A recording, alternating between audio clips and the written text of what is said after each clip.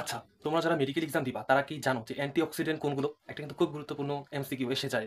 Antioxidant কোনগুলো? আমরা জানি না যে একটা ইঞ্জিনিয়ারিং সাবজেক্ট সিএসই, এটা দ্বারা মনে রাখতে পারবা যে ভিটামিন ই, সালফাইড এবং ভিটামিন সি এই ৩ টা হচ্ছে তোমার অ্যান্টিঅক্সিডেন্ট।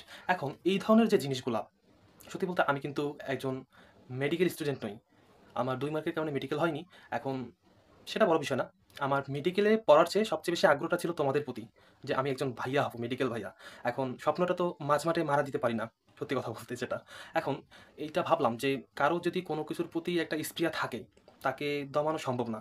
দোয়া করিও যাতে পরবর্তীতে হয়ে যায়, কারণ এটাই তো দরকার। কারণ আমি যখন একটা পরিচয় দিতে পারবো নিজের, তখনই আমার জিনিসটা মূল্যায়ন পাবে। আমি যত ভালোভাবে পড়াই, জিনিসটা মূল্যায়ন পাবে না। বড় কথা সেটা নয়, তোমরা দেখিও না, সমস্যা নেই। কিন্তু এতটুকু বলতে পারি যে ঝড়, তুফান এই জিনিসগুলা যারা ফেস করছে, মেডিকেলে কিন্তু যারা টিকছে, সবাই কিন্তু মেধাক্রমে টিকেনি। অবশ্যই ভাগ্যেরও, লাকেরও দরকার আছে। কারণ আমি ২ মার্কের কারণে হতে পারিনি। এখন আমি যদি ২ মার্কের কারণে টিকতাম, আজকে তুমি আমাকে মূল্যায়ন করতা। এখন এই দৃষ্টিতে যদি আমি তোমাদেরকে রিকোয়েস্ট করি যে এটা কিন্তু কোনো অ্যামাউন্ট না। ধরে নিবা, জাস্ট ধরে নিবা যে তুমি একদিন রিসার্চ করছো, ভুলক্রমে সেটা অন্য নাম্বারে চলে গেছে। আর এর বিনিময়ে তুমি মেডিকেল পর্যন্ত ডেইলি একটা করে সলভ শিট দেখতে পারবা ১০০ মার্কের এমসিকিউ, যেটা তোমার অনেক হেল্পফুল হবে। রেগুলারিটি থাকবে পড়াশোনার। আর তুমি এই ধরনের যে জিনিসগুলো ছক, ছন্দ সব টেলিগ্রাম একটা প্রাইভেট গ্রুপে যুক্ত হয়ে দেখতে পারবা। এখন অনেকের কথা চিন্তা করলাম যে এই জিনিসটা দেখি যে অনেকে একটা জাস্ট তুলে ধরে ৩২০, ১২০ এই ধরনের কোর্স ফিগুলা। অবশ্যই তাদের সম্মান দেবো।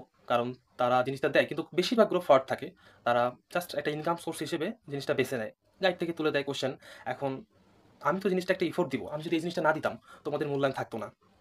আমি যে এফোর্টটা দিব তার প্রতি অবশ্যই তোমাদের কোনো মূল্যায়ন থাকতো না। কারণ জিনিসটা ফ্রি। এই কারণেই এটা তোমার সাধ্যের ভিতরে একদম। বললাম তো ভুল করে তুমি একটা নাম্বারে রিসার্চ করছো। এই জিনিসটা একটু মাথায় রাখবা। আর ডেইলি যে এক্সামগুলো হবে এগুলো সলভ করার মাধ্যমে তুমি তোমার বেসিক কোথায় ঘাপলা, কোথায় কি সবগুলো জিনিস বুঝতে পারবা। আশা করি হেল্পফুল হবা। এখন বাকিটা তোমার ইচ্ছা।